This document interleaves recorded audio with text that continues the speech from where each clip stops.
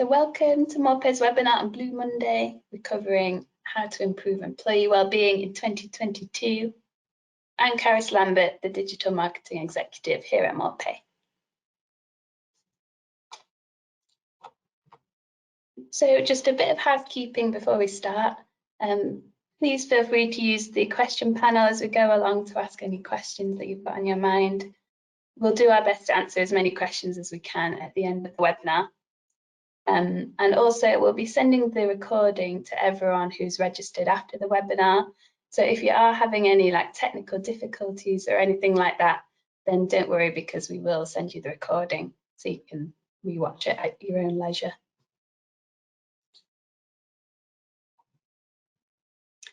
We all know this past year has been pretty difficult for a lot of people, and this will have no doubt had an impact on your employees. Although we'd love to make a fresh start in the new year, January can be pretty gloomy. So in this webinar, we'll be covering why are people's moods so adversely affected in January, and what can employers do to support their staff's wellbeing from a HR perspective. We're also going to be having a closer look at how to support any remote employees you might have, since we know a lot of companies are having to manage that recently. Just a tiny bit about Moorepay before we get started. Here are just a few stats and a few clients of ours for you to have a peruse. So Moorepay are a market leader in payroll and HR solutions for SMBs based in the UK. We've been making payroll and HR easy for our 10,000 happy customers for 55 years now, and we just celebrated our 55th birthday last year. Our promise is making payroll and HR easy. And we do that through these 4 promises, which is simple onboarding onto our platform, easy to use software with rich functionality, and of course, our flexible people-led services that are tailored to our customers. So presenting today is our lovely Michelle Hobson. She's our HR Services Director, responsible for running all of our HR services and activities within Moorepay, including HR, employment law, and our consultancy service. She joined us about 5 years ago, and she's got over 15 years of experience in operational and strategic HR, and she's also CIPD qualified. So you're in fantastic hands with Michelle for today's topic, and I'll pass you over to Michelle. Thank you, Caris. If we just flick on to the next slide, I'm going to talk to you a bit about what Blue Monday is. You've probably seen a lot of this in the press over the years, so may not be something that's unheard of, but just to kind of go back to basics on it. Essentially, the 3rd Monday in January is now being dubbed as Blue Monday, and according to a formula which is made up by a psychologist called Cliff Arnold, it is calculated to be the most depressing day of the year. And I think the thinking behind this concept is that, you know, the festive season is well and truly over. Your pre-Christmas payday may feel like a lifetime ago. People are struggling to keep up with New Year's resolutions, despite the best intentions. People are feeling low motivational levels. The weather certainly impacts. We've got short days, lots of dark nights, cold. All these things impact how people feel. And I think this post-Christmas period can really leave people and employees feeling down, unmotivated, and unproductive. And one of our surveys of over 600 people that we conducted in January 2019 found that 35% of our employees just feel pretty average about being back at work after the Christmas break. And even more than that, another 35% actually admitted they feel pretty miserable about being back in work in January and about all the things that are going on around them. I think we've got to acknowledge that we are still in an ongoing pandemic situation, and this impact is still being felt. We're heading towards the 2-year mark now, and probably something that none of us anticipated would happen when we heard that first announcement of lockdown back in March 2020. I don't think any of us could have foreseen that it would still have such a massive impact on our lives in 2022. if we look rationally, we are potentially in a better situation than we were this time last year, because obviously this time last year we'd gone back into full national lockdown, there was homeschooling and lots of other things, but we are still experiencing the impact of it. We've still got some restrictions and there's still quite a lot of uncertainty, and this just adds to how we feel about the winter months. I think, though, it's important to point out, though, that sometimes Blue Monday campaigns that you see in the media can sometimes trivialise the way that people feel during these winter months. Everybody is likely to feel some kind of winter blues at some point, but sometimes there are more serious conditions that are quite debilitating, and even sometimes life-threatening conditions that people have that are related to mental health issues. And the winter months, and particularly in January, that impacts and compounds it even more. So it's just a point really to note that we don't want to in any way trivialize it by just thinking it's just one day a year that people are bound to feel a bit down, but it's often a good focus point for us to start talking about these sorts of things. So on to the next slide then, we're going to talk about well-being in the workplace. And it's important to note that what we're talking about today is not a new concept around well-being in the workplace and thinking about mental, physical and other types of well-being. And a lot of the things that I will mention you'll have heard before. But the biggest way that employers can help with well-being at work is to keep talking about it, keep it on the agenda, keep refreshing. And this is what the aim of this is. So it's not simply an initiative that you'll put in place and once and job done, you don't need to worry about it again. It's something that's ongoing. So basically, employee well-being in the workplace is really related to the fact that employers depend on having healthy and productive employees. Valued and supported staff are far more likely to deliver the best outcomes for your business. And if you want to attract and retain committed employees, then nowadays prioritising the well-being of your staff needs to be at the core of your organisation and outwardly on your agenda. Things are changing, and around 50% of employers now have some form of formal wellbeing strategy in their business. But it's about, how do you start one? If you haven't got one, how do you get moving on it? Why is it important? If you have got one, how do you keep on top of it? How do you make sure that it stays current? And how do you improve it? So moving then on to talk about wellbeing in the workplace. Wellbeing is quite complex. It isn't just one single thing. It's made up of a number of interrelated domains. And I think there's sometimes a danger that employers will just focus on one area. And there's a tendency to just focus on mental health, and we'll come to this later. And whilst I don't underestimate how important mental health is, it's not the only factor when you're thinking about overall well-being. And I think this model from the CIPD just really captures it in a really good way.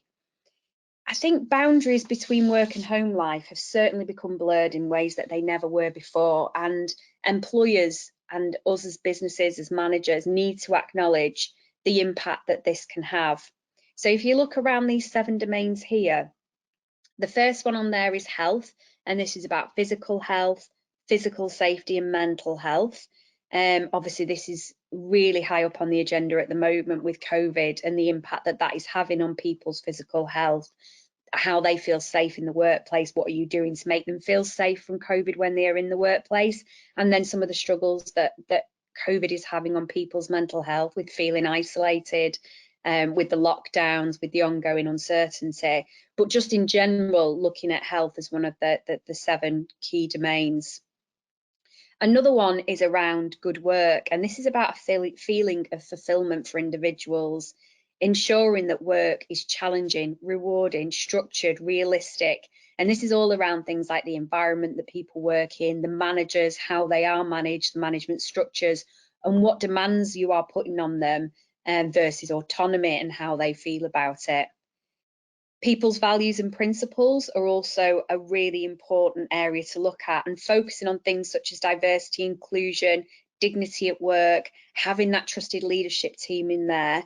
That's a really important aspect of wellbeing. And I think, you know, we've always got to realise that there is a collective and social element to work, and there's an importance of what positive relationships in the workplace can have on employees, and making sure that they feel like they have a voice. There's also an element of people wanting to think about their personal growth, about their career development, their learning.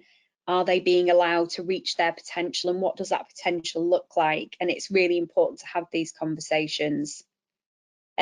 The last two areas on here have actually only recently been added to the model, but I think they go some way to helping sort of underpin the levels of complexity you've got when you're thinking about wellbeing at work. So these are two really important factors. So this is all about lifestyle choices and good lifestyle choices, and often choices that employees make outside of work, which you might not necessarily have any say in or control over, but it's important to understand that the choices people make outside of work can impact how they perform and behave in work. So if someone increases the amount of physical activity and makes improvements in things like healthy eating, you're going to benefit from that as an employee because of the way that they feel and the way that they act, and therefore the way they perform. And then the last one around financial wellbeing is a topic which is gaining huge traction at the moment.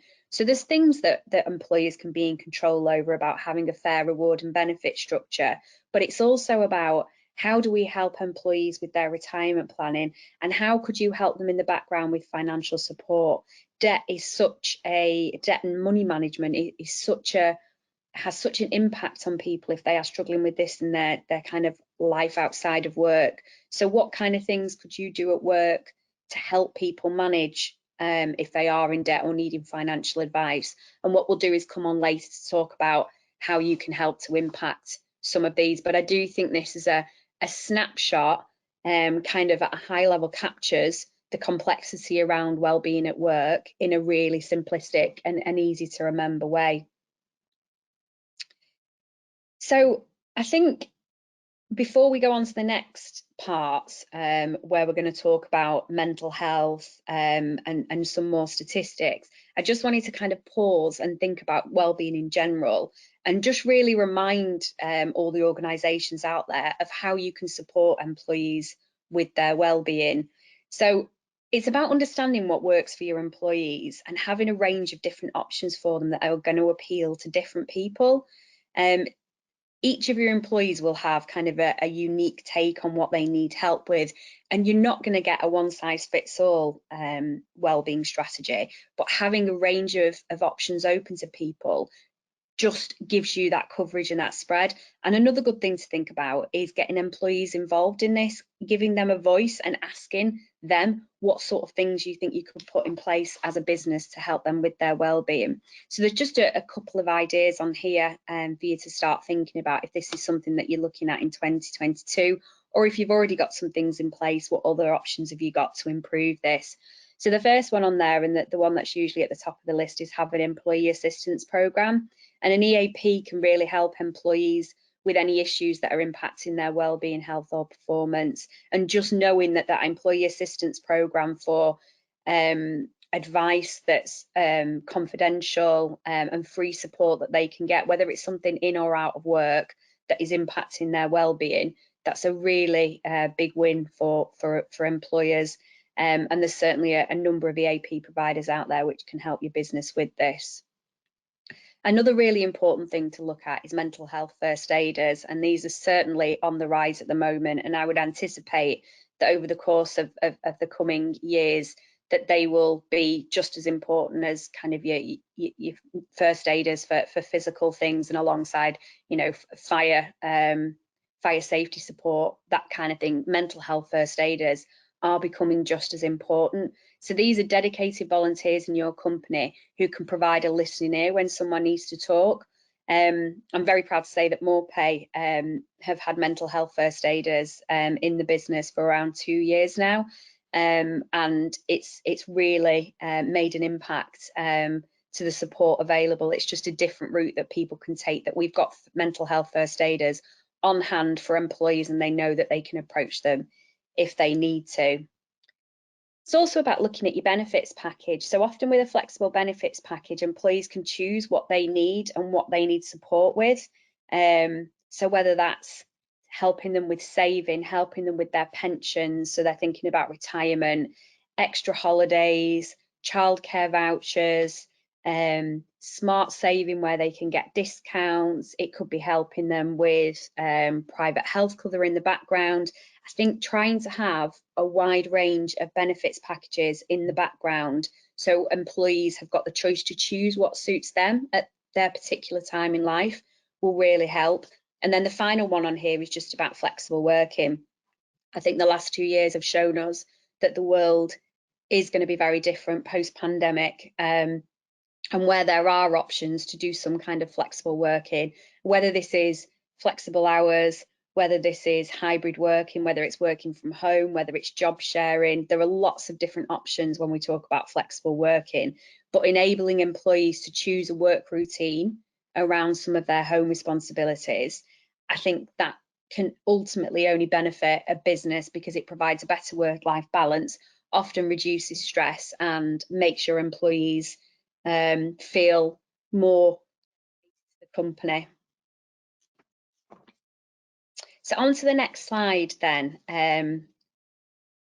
We just flip, yeah, thank you. So this is kind of it says it as it is. Why should you care as a business? Now, obviously, that there are many reasons why businesses care about this, and the fact that we're having this webinar and that we've got so many people registered and joined shows that there really is a known out there why you should care. But just to kind of read through these statistics that we've got here from mentalhealth.org, some of these just are kind of hard hitting, and it's good to remind ourselves why it's important.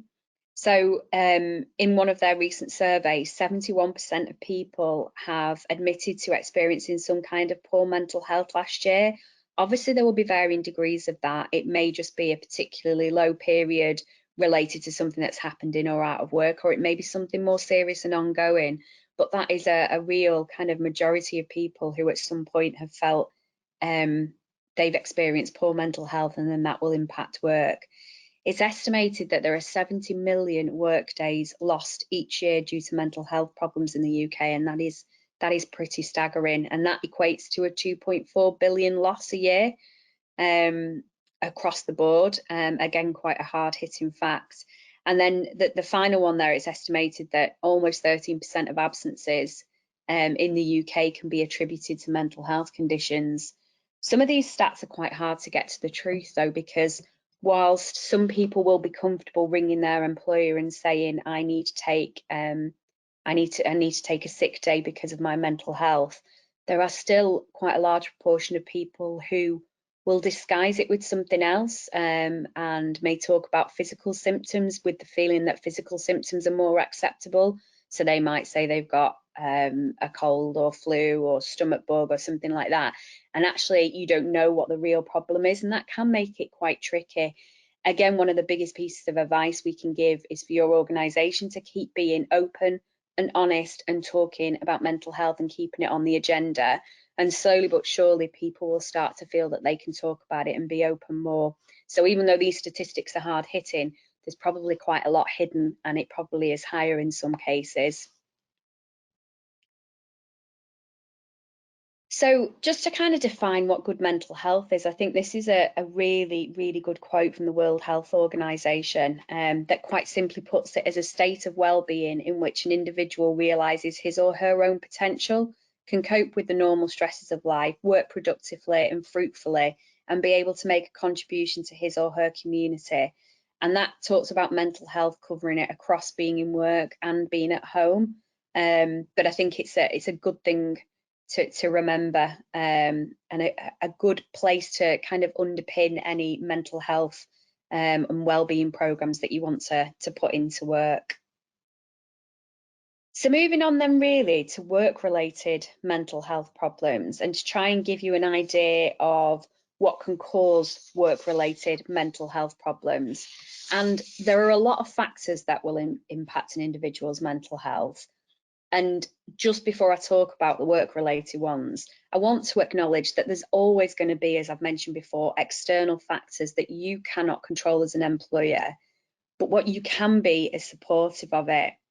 I would like to think that the world has moved on quite a bit, and hopefully in a lot of cases gone are the days of where employees were expected to simply leave any outside worries, concerns, problems at the office door and just carry on as normal. So if you think whether it's something major that somebody's dealing with, like bereavement, a divorce, caring for elderly parents, debt or financial worries, or something which may seem less substantial but's enough to impact their mental health, I really hope that the world is changing enough that we are starting to know that events outside of work can and will impact a person's mental health overall, and therefore their performance in work.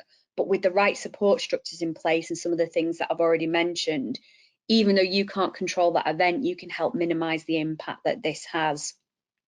But this slide here then just focuses on what you really can control in terms of what can cause work-related mental health problems.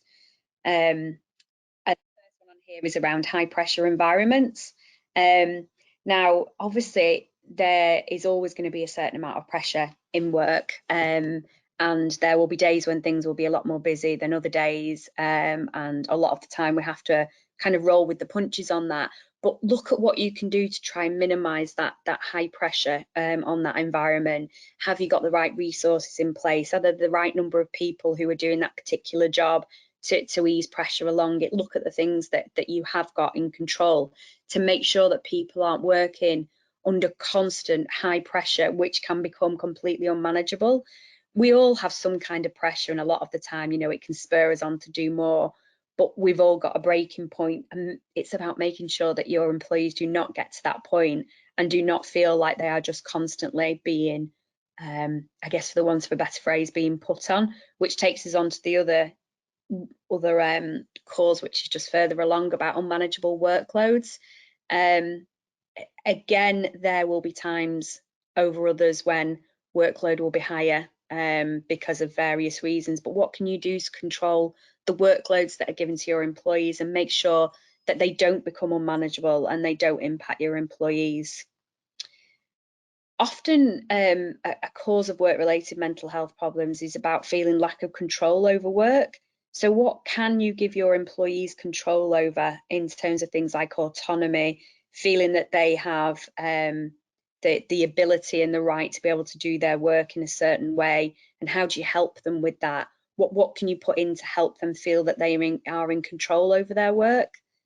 A big one is negative relationships within work. So whether this is peer-to-peer or kind of manager and employee relationships, how do you put things in place to try and turn the relationships into positive ones? And if you do have a negative relationship that is not working, how can you approach that? What sort of things can you put in place to turn that around? You know, kind of ignoring that it's there and thinking, oh, well, sometimes some people just don't get on.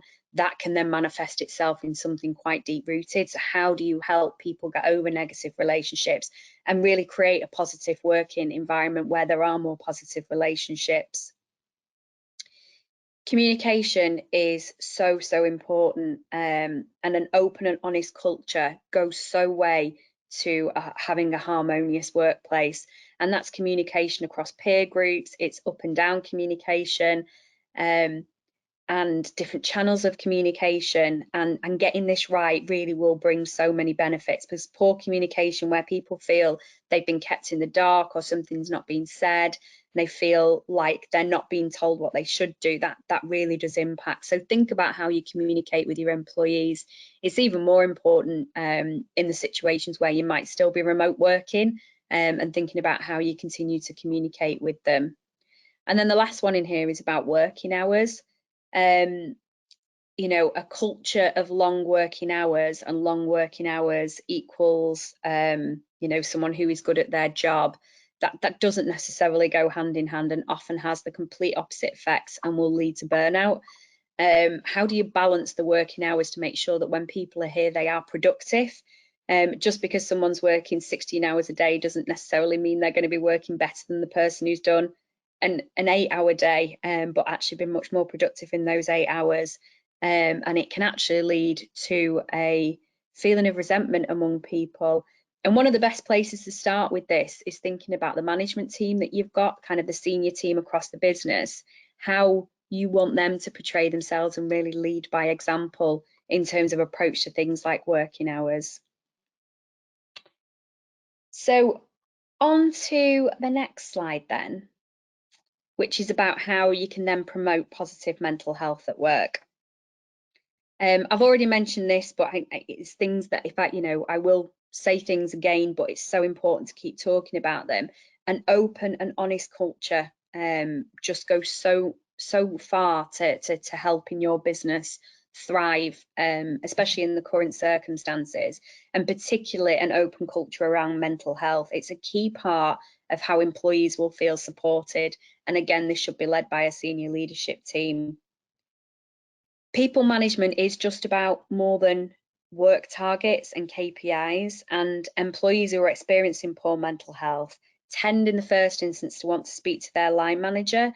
But if there's a lack of understanding in that line manager group around mental health and how to support them, it can end up leading to more barriers. And this is where we're sort of saying really try and focus on the person when discussing the mental health. Train your managers on what mental health awareness means, and make sure that if they're the first line that people come to, that they know what to do about it. Be aware of the workload that you've got of employees and that it's monitored, that it's manageable, and just generally ensure that employees feeling comfortable disclosing poor mental health issues. For you to know about it up front and to be able to manage it and to support them and to help them really will minimise the impact that this is going to have on your business. Look at the mental health and wellbeing support tools that you've got, review and assess them. So as I said at the beginning, you may already have a strategy in place, or you may be looking at creating a strategy. Whichever of those it is, it's a continual cycle of review and improvement. Asking the person for the support they think they need is a really key element. Whether you're training your managers on mental health or you've got mental health first aiders, one of the key points to know is that we're, as employers, are not medical experts, and we're not expected to have all the answers as to how to help someone with a mental health problem. But it's about not having the answer necessarily, but helping to understand in that individual circumstance, what can we do to support you? What can we do to help you? What sort of things can we put in place? And really working together with various different parts of the business and external partners to find a solution. So this is working with your HR team, or if you're a Moorepay customer, ringing into the Moorepay advice line to get support from there. Working with your peers. If you have mental health first aiders, bring them in. Occupational health, where necessary, they're a really key part in promoting positive mental health at work and helping people who do have a problem. It's almost like pulling together like a multidiscipline team to get to the right level of support for that individual. And all these points actually come from Mind's index report in 2019, and Mind is a real key charity in promoting wellbeing at work, and I'd really recommend that you go on their website if you've got some time. They've got some amazing tools and things to look at, which is great. So to talk through remote working, it is still a massive topic almost 2 years down the line from March 2020, where that first work from home order came in place. And despite the fact that a number of employers and businesses actually made the move back to offices, and ourselves in Moorepay, we did exactly that in September and started hybrid working. We all know that Plan B in England was introduced, which meant back to working from home. And obviously there's been different rules in place over the time in Wales and Scotland, if you're listening from there. But it's really important to remember that this is still kind of an ongoing situation where we're being thrown back and forward, and although we're 2 years down the line with it, we still need to stop and acknowledge the impact that this is happening. So remote working has a different impact on different people, and honestly some people have relished in it, others have found it really difficult, and it can be hard for businesses and their managers to manage the different needs of their teams. And it's also hard to spot where people are struggling. But on here is just some of the ways that remote working can affect well-being and things to know and be aware of. So one of them is loneliness. So when separated from colleagues, employees can start to feel isolated and lonely, particularly if they're extroverted by nature and that they thrive on the energy of others. And if not tackled and not talked about, and we don't think of ways of tackling this loneliness, it can lead to disengagement with work, which will negatively affect their well-being and how they perform at work. There's also a risk of isolation. So the truth is that when working remotely, it can be quite easy for employees to work longer hours, and they may feel they need to contribute more because they aren't in the office. So, you know, there is a thing of, if you are physically leaving the office to go home, you've got to shut your computer down. That's almost a kind of a signaling of the end of the day. Don't necessarily have that at home. And it can be really tempting just to keep your laptop on in the corner of the room and keep going back to it during the night. But this lack of work-life balance can lead to high stress levels, which will ultimately lead to a burnout. To how do you think about that and how do you tackle that? And the other one on here is about presenteeism. And because remote employees are amongst their home comforts, sometimes if you think about things like if they fall ill, they might continue to carry on working. Whereas if they were in the office, they wouldn't have come in and they wouldn't have worked. Whatever the illness is, whether it's COVID related or not, even if you're remote, if you're ill, there's still a thing that you might need to rest, recuperate, recover. And there's a danger that that won't happen. So that's another thing to kind of keep an eye out. But I think managers in general just need to foster a social and professional interaction with their employees. And how do they provide a sense of belonging to that bigger group? As I said, there's certainly no one size fits all, because different people feel very differently about remote working. But think about how you can support them. So that leads us on to slide 19, is just some of the tips that we think would be useful for supporting employees who work remotely. Regular one-to-ones, regular check-ins with them, ask about how they're doing, and also listen to what they might not be saying, try and pick up on cues. Set an example as a manager. This is so important, and leading from the front, which I've mentioned before. Make sure that you and your managers are following healthy patterns that are setting an example, whether that's sort of a rule of not checking emails after hours, finishing on time. One thing that we've put in place at Moorepay during the pandemic, which has worked really, really well, is that we have a meeting blackout for 1 hour a day. So we were getting to the point where, because everyone was at home, people were tending to work through their lunch. Someone had spot a gap in your diary between, I don't know, 12 and 1 and pop a meeting in. And before you knew it, you were literally on back-to-back Teams calls from the moment you log on to the moment you log off. So everyone across the company now has a meeting blackout. Now, whether someone chooses to take their lunch then, take the dog for a walk, whatever, that's absolutely fine. They might carry on working in the background, but they know for that 1 hour a day, no one's allowed to pop a meeting in. Obviously, there are some exceptions where it's to do with external customers and we work around various teams. But in general, that principle has worked really well, and we've had some really good feedback on it. It's also about setting realistic expectations and then stepping back. So let the employees know what you need them to do, then try and let them do it in their own way and create some trust. Remote working really does not work where there's a lack of trust, and there needs to be a really open and honest trust. I've mentioned this before about making sure the employee assistance programs are in place. They are really, really valuable, and it is always a route for people, whether they're remote or not, but it does really help. And as I said before about encouraging breaks, however you can do that, and the example that I've just given in our organisation, but the pressure to be always on your laptop, your computer, that really does contribute to burnout and stress. So look at where you can do that. So business benefits of improving employee wellbeing then. How will this benefit you as an organisation? Some of it is pretty obvious, but again, it's just important to stop and think about it. And this is the whole point of these webinars, is having a moment in time to stop and think about it. The first one on here is about reducing staff turnover. So some levels of attrition are always healthy for a business in some respects, because you keep things fresh. But too much of it, as with anything, is usually a bad thing. And it's about creating a stable and strong environment where top talent in the marketplace wants to join your business. Can also help reduce sickness absence, and better wellbeing will really directly improve and impact sickness absence in the workplace. And proactive initiatives to help stop absences occurring in the first place you can't underestimate how good they are. Making sure you've got the right processes, policies, and all around improving well-being. It will just significantly reduce sickness absence, and as you saw from the startling stats earlier, the impact that you will have on your business. Can also help improve staff performance. So there's so much research around the correlation between a satisfied workforce and improved performance, and generally employees who are happier and more satisfied are likely to be much more productive and creative.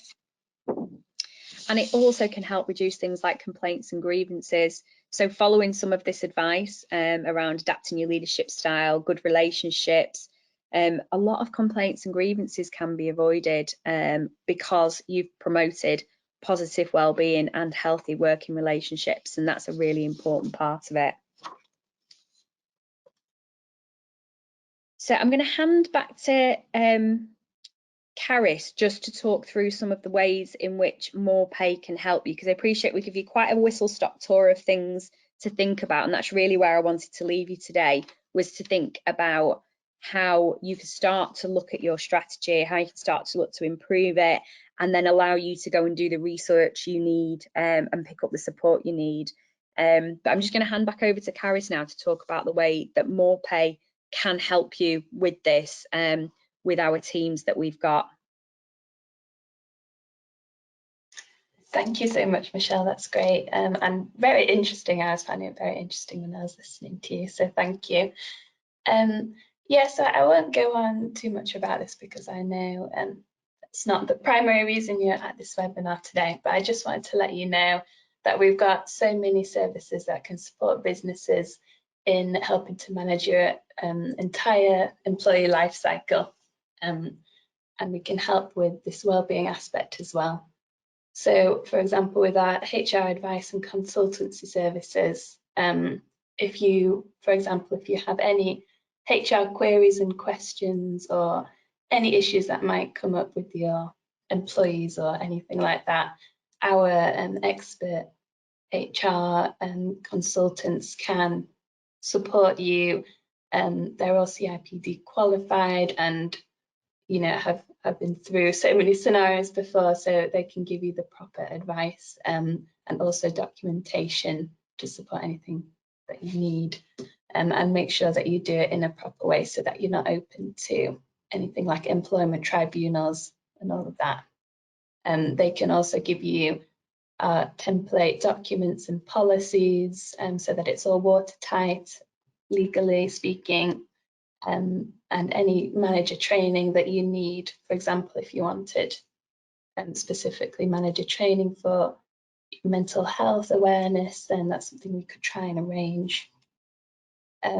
We've also got HR insurance, so if anything were to go to an employment tribunal, although of course we all try and avoid it, if it was ever to come to that, then our HR insurance will cover you for any tribunal costs.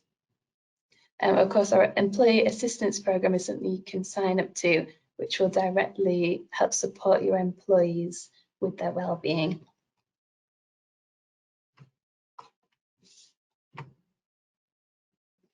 And as well as our HR services, which are very people-led, we've got HR software that underpins this all. And that HR software can really help you dive into your people data and help you manage the day-to-day HR administration tasks, and make sure that all of those administrative tasks are completed much quicker on the go as well. We've just launched our next generation payroll and HR software where you can integrate your payroll and HR, and it's really snazzy. And it has a lot of fantastic functionality, including our new app, which means that you can manage leave and attendance on the go on your mobile phone, and your employees can as well manage their personal details, their leave and attendance on the go. If you want to find out anything else about our software, you can contact me in the questions box, or do have a look through our website. We've got all of the information you need on there. So do have a good browse. I also just wanted to share with you the Knowledge Centre. This is just a free area of our website, which has loads of fantastic information, all on HR and payroll. So we've got current topics and also, you know, your everyday bread and butter of HR in forms of webinars like this, which are all on the site, guides, white papers, brochures, you name it, it's on there. And you can search for everything in the search box, or you can filter through topics. So do have a look on there, you'll see it on our menu.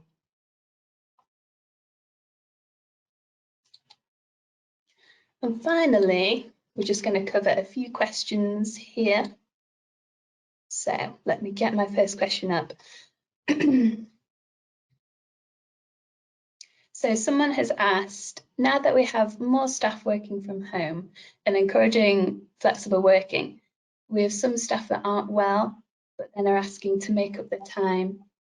So in this instance, should the employer be telling staff to take this as sick leave or enabling them to make up the time? I think it's really important to, well, I think you have to look at each individual circumstance that comes in, but if an employee is off sick, and they are sick and they are not well enough to work, then you should treat it as part of your normal sickness absence, and encourage them to take that time off. Now, that may depend on the sickness absence policy that you've got in place and how they are paid. If there is a chance to look at that policy and make it so that they are not encouraged to either work when they're ill or be worried about making time back, I would think about looking at that policy. But the biggest piece of advice I could give is to make sure that when people are ill, that they are not working and that you do everything you can to encourage them not to work. In particular individual cases, though, I would seek advice on a particular case, whether that's from your own HR team or from Moorepay if you're one of our customers. That's great, thank you, Michelle. And I've got a couple more. So if part of my team are working from home and part are working on site, they've got different pressures. For example, in the field, they're catching COVID, but at home they're feeling more isolated. Is there any way that I can make sure their well-being is being equally prioritised at home? Yeah, I think there's probably a lot of things you can do, and this is where I've said that you'll never get one size fits all, particularly if you've got a mixture of how people are working, whether they're out in the field or they're just working from home. There'll be different reasons that their mental health will be impacted. A couple of things that you can kind of easily do is make sure that you keep the lines of communications open with your employees, whether that's having one-to-ones, whether that's having group meetings where you're talking to all the team and keeping them all up to date of what's going on. Another thing is setting a good example. So make sure that you set the right example of how you work in these unusual circumstances and try and make them follow the lead. Make sure they know that they can come to you or to somebody else in the organisation if they have got any concerns. And then the final thing is really looking at what you can put in place to support them. So going back to that slide where we had things like the EAP, mental health first aiders, the right range of benefits, it's kind of looking at it in the background as well overall, but making sure that you keep those lines of communication open. And I draw you back to the slide where we talked about when you're having either one-to-ones or you're having team meetings. As a manager, as difficult as this may sound, look for what's not said as well as what's said and try and pick up on cues if you think someone is struggling. Thank you, Michelle. And another one is, how do you go about implementing a flexible benefit scheme, making sure that it's equitable? Or where would I start researching about this? So, yeah, there's lots of options for benefit schemes, and you can go to a lot of different companies who will provide the suite of packages, and you can kind of pick and choose which ones you want to put in place. A couple of things that I would suggest is Moorepay do have a benefits provider that we partner with, so there's an option there to look at the suite of benefits that Moorepay provide, and it would be really, really useful sometimes to actually think about having a policy about how you approach this in terms of, well, whether it's an overall wellbeing policy or you're talking about your benefits package, and again, having some HR input, whether that's Moorepay or otherwise, could really help. There's lots of things that you can research on the internet, and you'll find a number of different companies who can provide that. But if you're a Moorepay customer or want to be a Moorepay customer, then we have an affiliation with a partner who can provide all those benefits and help you pick which the right benefits are for your organisation. That's great, thank you. And we've got one more we've got two more, and then we'll leave it there. I think this is a very good question. Do you have any tips on how to break the ice when talking about mental health? Many of our employees admit they don't want to be a burden or be seen as a weak link in the team, so they don't speak openly when they're struggling with mental health. Yeah, that's an excellent question. There isn't a magic wand answer to this. I'd say the first thing that you need to do is a more general thing of talk about mental health and well-being in the workplace, with all your employees, and make sure that it's something that's on the agenda, and having that kind of start of open communication. It will take time, but having that kind of, it's a foundation in place for people to start feeling more comfortable. The second thing that I couldn't recommend enough is the mental health first aiders. So there are a number of organisations that you can approach to get, say, 1 or 2 people in your organisation trained as mental health first aiders. And sometimes employees can feel better going and talking to somebody away from their line manager or their team, having sort of another independent colleague who is trained in mental health first aid, to start that conversation, encourage them. It is all around encouragement, and the more you talk about it, the more you get it on the agenda, the more options that you put in place to offer support to employees, then slowly things will change. Thank you, Michelle. And this one from Annie: is there any template available for starting a wellbeing strategy? As far as I know, on the Knowledge Centre, there might not be a template, but we do have loads of advice and guidance on this. So I'll find a few things and send it to you personally, Annie. I don't know if you know any more on that, Michelle. Yeah, well, we'll certainly have some things on the Knowledge Centre, and even just the blogs that we've done over time. There's been lots where we've talked about mental health and wellbeing, particularly during the pandemic. The HR Hub for customers who have access to the HR Hub, you'll also find advice, guidance and templates on there. But we also do offer a consultancy service where one of our HR consultants could help sort of build that kind of strategy if you needed to go to that level. But it'd be great if you could send that stuff across, Caris, and at least give a starting point. Yes, no problem. And then just a comment from Heather that I'd recommend having 1 male and 1 female mental health first aider. That's a really good shout for making sure that you know, there's someone approachable for everyone. There is, yeah, that's a really good call out. So that's it for today. Once again, I'll send across the webinar recording this afternoon and the slides for you. If you want to have a second listen or go through anything again, that'll be all there for you. Thanks so much for coming today and listening so patiently, and all your fantastic questions. And thank you again to Michelle for your advice. It's been very interesting.